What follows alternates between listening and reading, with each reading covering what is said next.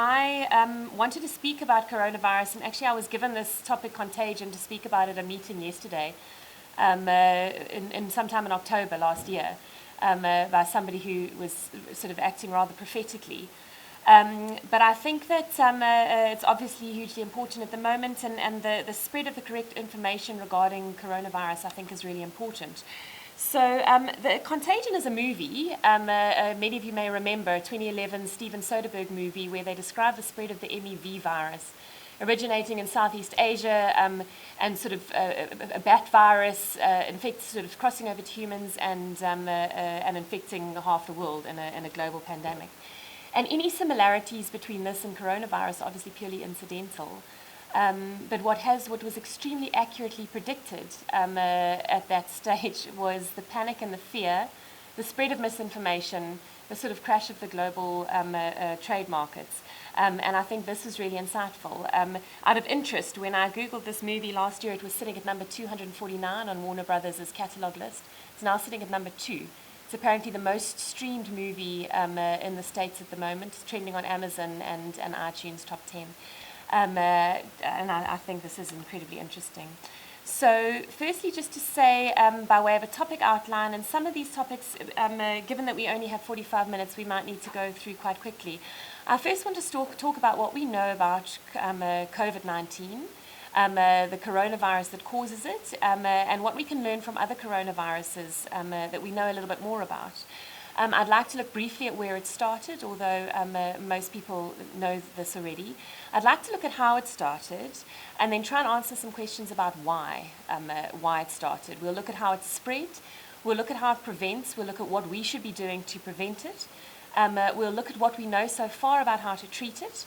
And when I originally planned this talk, I thought I'd just try and put this disease into perspective for everybody, and I've decided not to do that anymore because I think my perspective on this changes sort of on a daily basis. So in terms of the virology of coronavirus, and I heard Fareed comment that it was a lovely picture, the first slide. So COVID-19 is an illness that results from infection with what has now been designated as SARS-CoV-2. So it's a coronavirus, a designated severe acute respiratory syndrome 2. You'll remember we had a SARS-1 back in 2003. So the coronaviruses in general are important human and animal pathogens. They've been around for years. They've been plaguing humans for years, in fact. And it's named for its electron microscopy appearance of these glycoproteins, sort of a glycoprotein-studded host-derived, in fact, membrane. And you can see this in the bottom corner of the slides.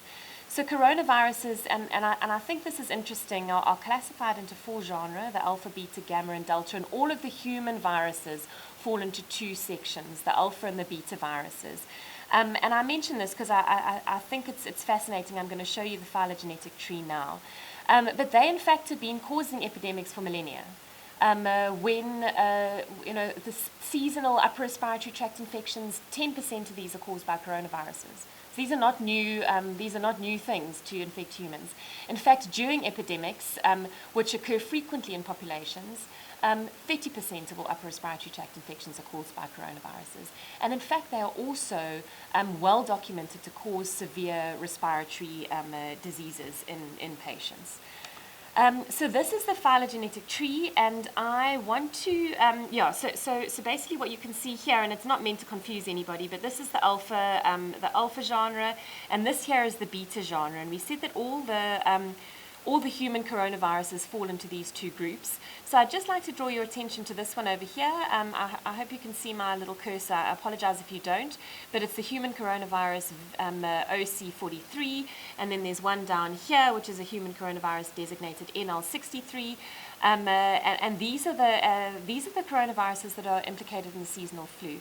Or seasonal upper respiratory tract infections. And the reason I'm talking about this is we know quite a bit about these viruses already. You'll see over here in red the MERS-CoV, which, as you remember, originated from camels in Saudi Arabia and caused an outbreak with global concern. And then over here, the SARS-CoV-1, which you guys can't see these slides. The SARS-CoV, Yeah. The SARS-CoV-1, which, as we mentioned, also caused a large outbreak. So we know, as I say, we know quite a bit about these already. We know that you do develop immunity to them, and I think that that's important because the big question that everybody's asking is are we going to develop immunity to the current circulating coronavirus? But the issue with these is immunity is short-lived. People have been documented to get more than one infection per season. And the reason for this is it because it's waning? We're not sure. The suggestions are possibly waning immunity. And the other suggestion has been because there's quite dramatic antigenic variability between the strains. And that also seems to be why this sort of has, taken the world the way it has, because we apparently, despite being commonly infected with other coronaviruses, interestingly seem to have no immunity to this one. So looking at where it started, so on the 31st of December, I think as most of you know, the WHO office in China reported a cluster of severe pneumonia cases in Wuhan city, which was in Hubei province in Japan, and already by the 7th of January, the causative pathogen was identified, as initially called this novel coronavirus 2019.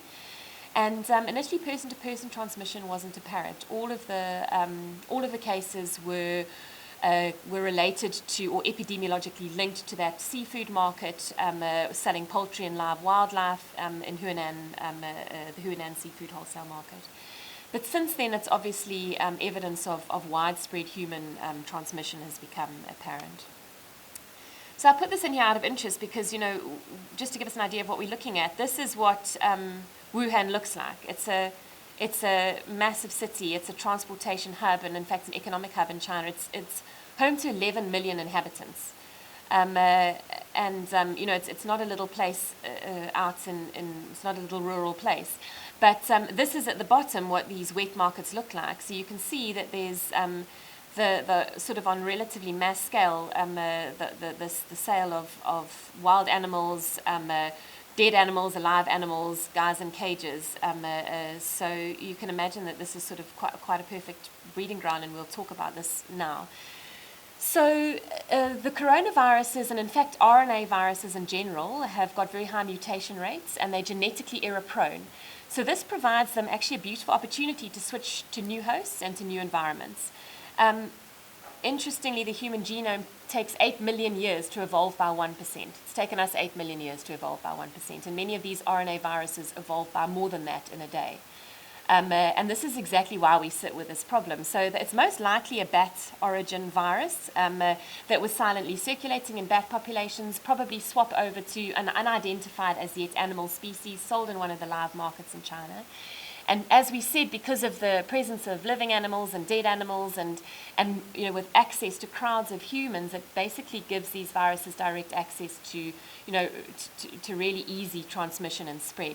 And this hasn't been the only example that we've seen. So, I think in terms of trying to answer the question, why did this start, is that we live in a crowded world. There's 7.8 billion people on this planet.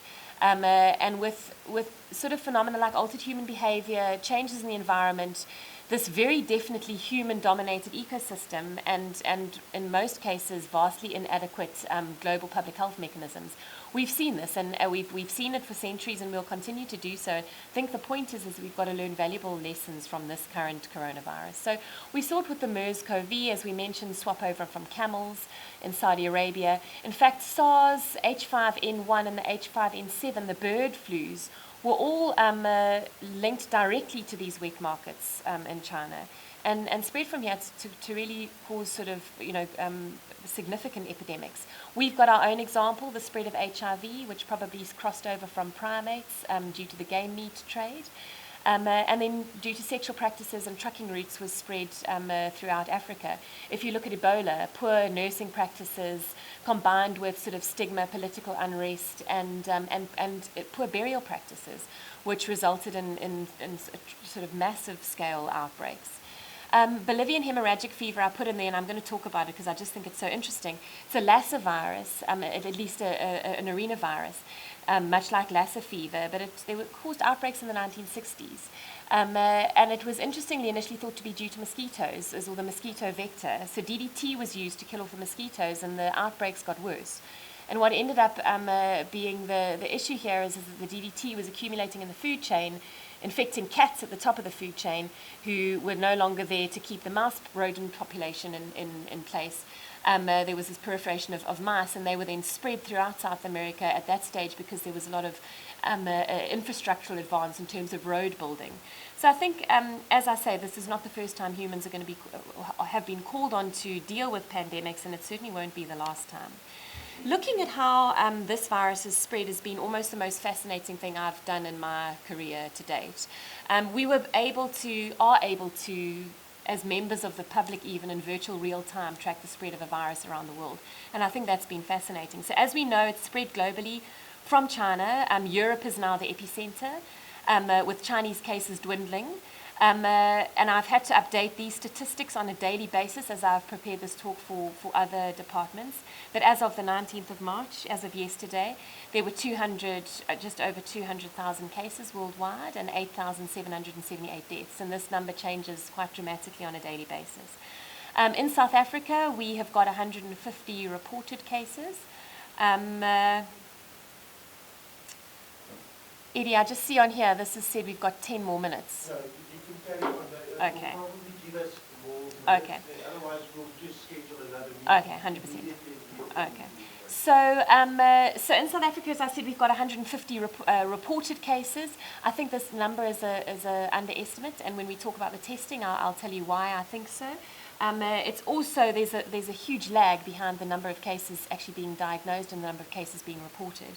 And there's clear evidence of local transmission. I think many of us rather optimistically were hoping that maybe due to our environment, we wouldn't see wide sort of ongoing local transmission, but it appears that that's not going to be the case, and I think we should brace ourselves here for what's happening in the rest of the world.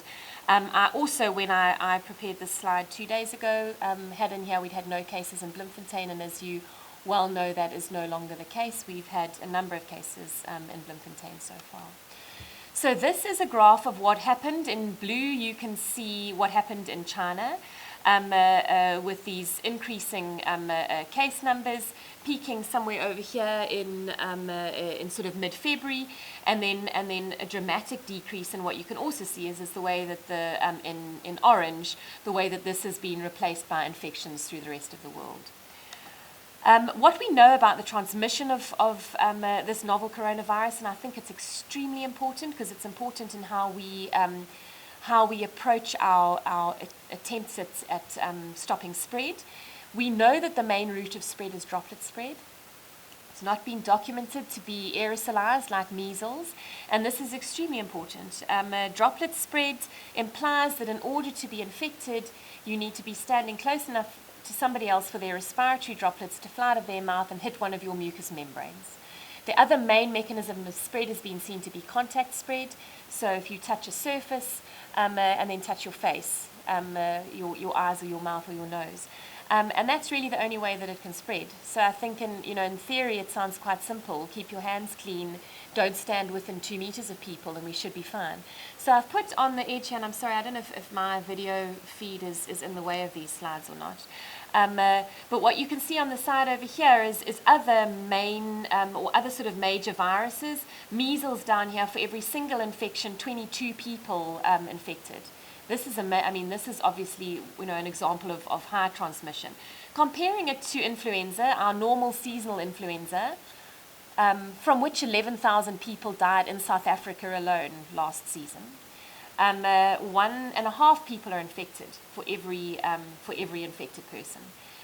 For COVID-19 or for SARS-2, it's about 2.5 people. So it's also just fascinating for me epidemiologically and statistically to see what a massive big difference in terms of spread the 2.5 makes versus the 1.5.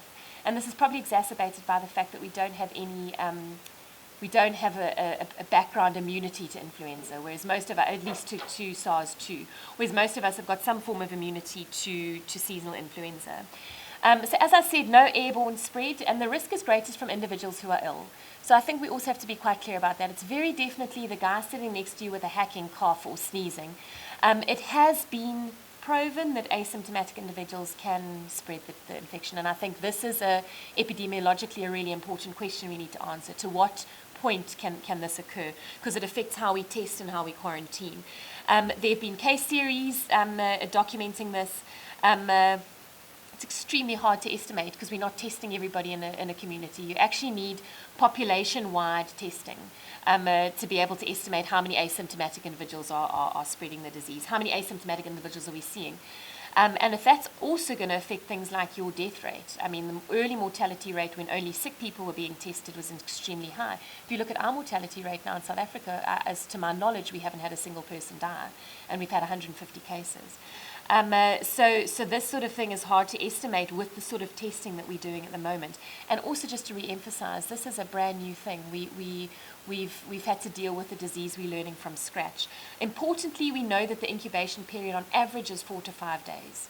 There have been cases of incubation periods being documented as little as 2 days, up to 11 and a half days. And that's importantly where the 14 days quarantine comes from. We've said that 14 days is safe because it implies that that it's 2.5 or 3.5 days longer than the longest documented incubation period. So people returning to work after 14 days should actually be fine. So how it presents, most infections, and again I think this is something that all of us need to be reassuring our members of the public, is that most infections are not severe. Most infections are mild. In 81% of patients this will be a mild disease with total recovery within 2 weeks. Severe disease occurs in about 14% of patients, so these are the people that might need to be hospitalized to monitor for deterioration, and then it's a critical disease in 5% of patients. The overall fatality rate overall from our global pandemic is 2.3%. This was very definitely skewed towards advanced age patients with underlying comorbidities. And the variation between populations has actually been quite dramatic. As you well know, in Italy, the median age has been about 80. Or between, that's not true. The median age between sort of 70 and 80. South Korea, it's been much lower than this. Italy, it's been male predominant. South Korea, female predominant. Italy, strong link with smoking, not so much in South Korea. So I think that at the moment, as I say, we haven't had a single death. We don't know what our mortality rate is going to be here. And again, if you're not testing everybody, it's hard to get a clear idea. So sore throat, headache, and rhinorrhea, sort of the typical upper respiratory tract symptoms, have been less common in much of the large-scale observational data that's come out of China. As we've said, there's heterogeneity, but the Chinese were incredible at collecting data during this epidemic. They've released observational studies of sort of 47,000 patients. Still a critical lack of randomized controlled trials, obviously, but that will come. So the most common symptom has been fever. This was in this large Chinese cohort. Fatigue, a dry cough, and then your sort of typical viral symptoms of myalgia and anorexia, and then dyspnea. And again, this is very dramatically between populations. We're not sure how our population will present. In terms of who it affects, and again, I think this is really important. It's important in terms of our planning. You can see on the left-hand side here the number of cases as reflected in the bar graph, and this again was from these large observational studies from China. You can see on the left-hand side that children seem to be relatively spared, even in the development of infection. They are infected less commonly in this population. You can see the relative risk depicted by this line here, and that increases dramatically as you hit this over 70 group. In fact, even the over 65s. You can't pay too much attention to the absolute numbers because it's obviously depending on how this represents the population. What you can see on the right-hand side is depicted, and again from these early Chinese studies, is 0% mortality in your 0 to 9 age groups. And I think this is really nice. If you think of seasonal influenza, the mortality in the under 5s is severe.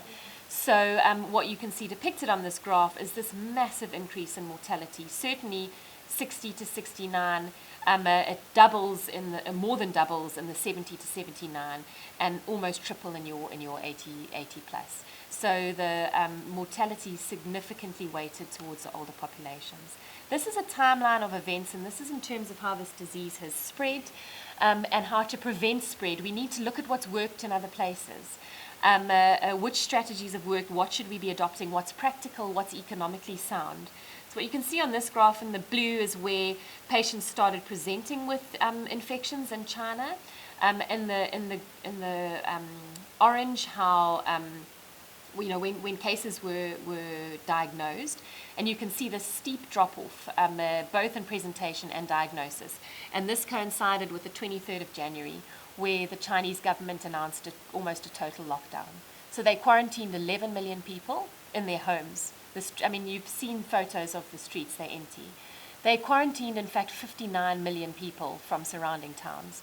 So, they basically quarantined our entire population. It's extremely effectively, and in fact, the result was quite interesting. So what we have been trying to do here, and I think it's also really important that everybody understand this, is we are not trying to prevent spread of coronavirus totally. We're trying to delay the spread of it. I think that it would probably be naive to think that we can prevent the spread. I think this thing is now here to stay, and we're going to have to find a way of living with it. But what we're trying to do is flatten the curve, and everybody's heard about this on social media, but all it means is that if you have I think that's the end of it. Okay, so what we're going to do is, we're going to switch to live. That's the easy way. So just go outside, phone Sieta and phone Fourie and tell them that we're recording this and we'll immediately post this on the groups.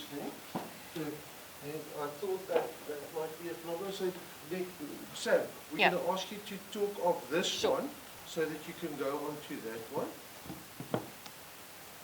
So where's your stick? Oh, here. Oh, sorry, I see what you're saying. So we're just going to, do you want to do the mic there? Then you people will see the slides as well. I'm going to sit outside. Will that work like that?